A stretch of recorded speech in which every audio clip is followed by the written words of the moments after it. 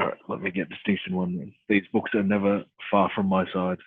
You can include that in the video. I think this one's quite topical. To keep one's cool. To keep one's cool. Yeah.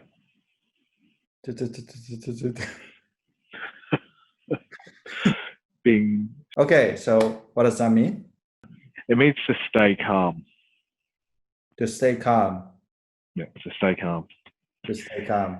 So when somebody is mad, can I say, keep your cool, man? Yeah, keep your cool. Try not to get into too many fights. During these unprecedented times, it's particularly important to keep your cool. I know it's hard to keep your cool when you're spending all day with your kids, but it's important for their learning. You actually often use that phrase? Yeah, of course.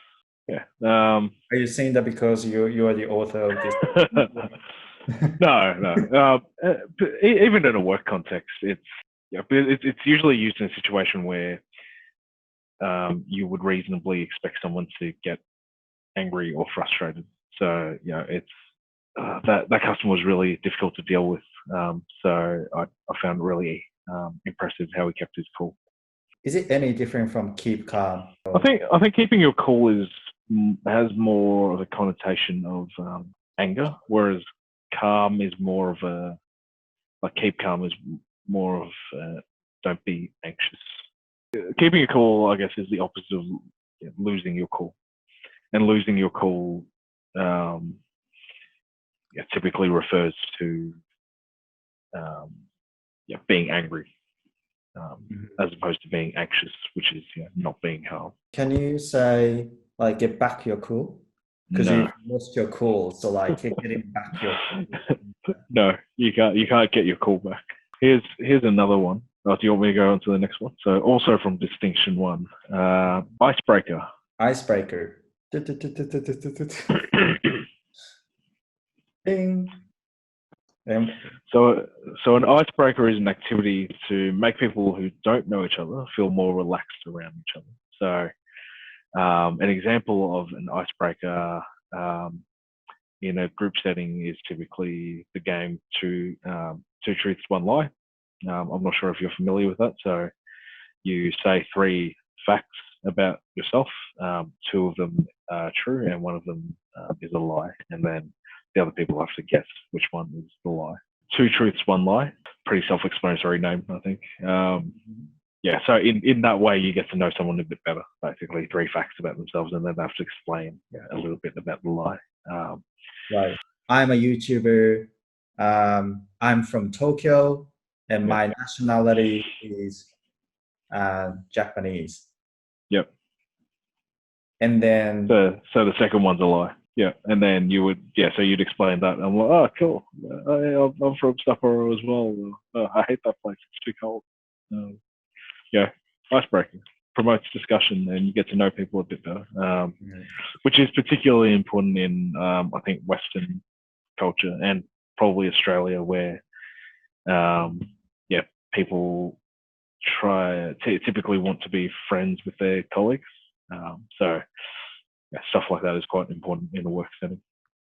So I guess some example sentences. It's hard to do icebreakers when you don't see someone in person. How do you normally icebreak with someone who you have never met before online? I would typically tell them something about my day or something that's just happened before the meeting. Yeah, so sorry I'm a couple of minutes late to this meeting. I was too busy making my way through a delicious roast dinner that I'd prepared for 2 hours. And then that sounds great. Nice. Yeah. Well, did you cook it yourself or did someone else do it? Yeah. Right. Just that's how I would do it. Usually works. Or, I don't like icebreakers. No, that's another example sentence for you. I don't like forced icebreakers. I try and get to know people. Forced icebreakers. Yeah, more naturally. So often icebreakers are a bit forced or prescriptive. It's like, do this activity to get to know someone. And I find, I don't feel like they help that much. I just generally like to get to know someone on a genuine and deeper level. Yeah. Rather than, it's probably good for a group setting though. Yeah. Personal preference. Anyway, back and forth.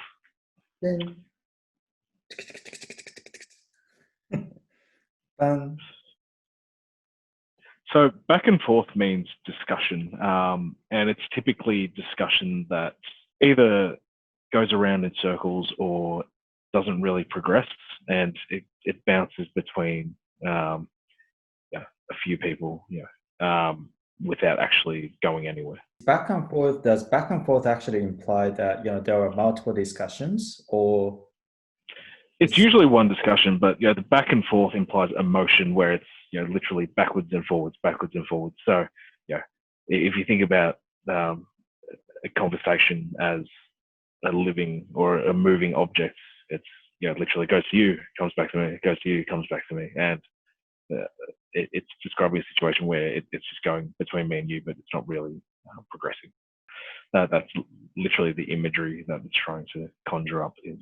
So if I said something like I had a lot of back and forth, but that kind of implies that I didn't reach a conclusion. Generally,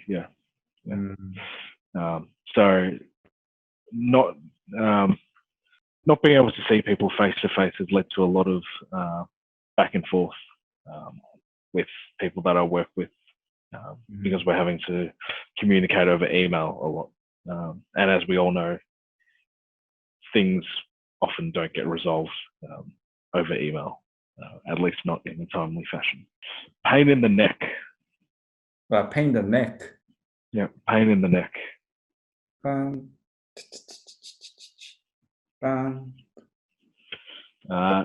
Something that's a pain in the neck is an annoyance. So something you find annoying. So when you sleep funny and you wake up and your neck hurts, like it doesn't stop you from doing anything really, but it's just kind of annoying and there, and you wish it wasn't, but you kind of just get on with your life. So it's not so bad that it stops you from doing anything, but you wish it wasn't there. I wouldn't use that in a conversation with the Queen, for instance. Would you say that when you're speaking to your boss, for example? To my current manager, yes. To some of my other managers, probably not. So it depends upon the proximity between you. It depends who it is. Context depends. So not being able to go out for a drink on Friday is a pain in the neck. It's a pain in the neck not being able to go out to a cafe to have a coffee. That's why I bought an espresso. Yeah, I've got a coffee machine for my new place, but haven't set it up yet.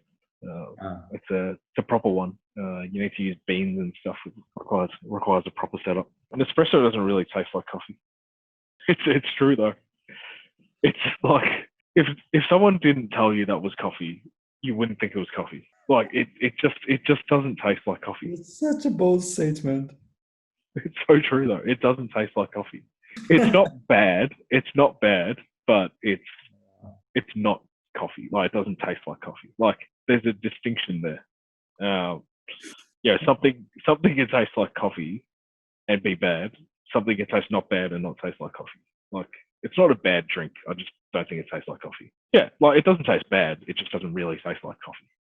Oh wow, your definition of coffee is quite different from mine. Yeah.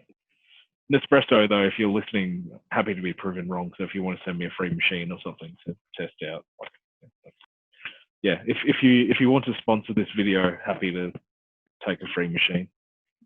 All right, shall we do one more? Yes, let's do one more. All right, here we go.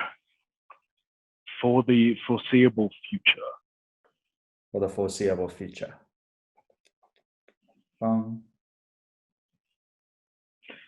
So for the foreseeable future means that for the near future, but at this point in time, I don't think we'll be able to go out to restaurants to eat for the foreseeable future. Based on what I know, it's not going to change, but it could. So I'm not going to move house for the foreseeable future. So I have no plans to move house right now, but yeah, I could in the future. yeah, now that I think about it, you typically use it with more of like a negative phrase. Example sentence. I'm quite happy where my life is at right now. So I don't plan on making any changes for the foreseeable future. Good. Thank you, Andrew.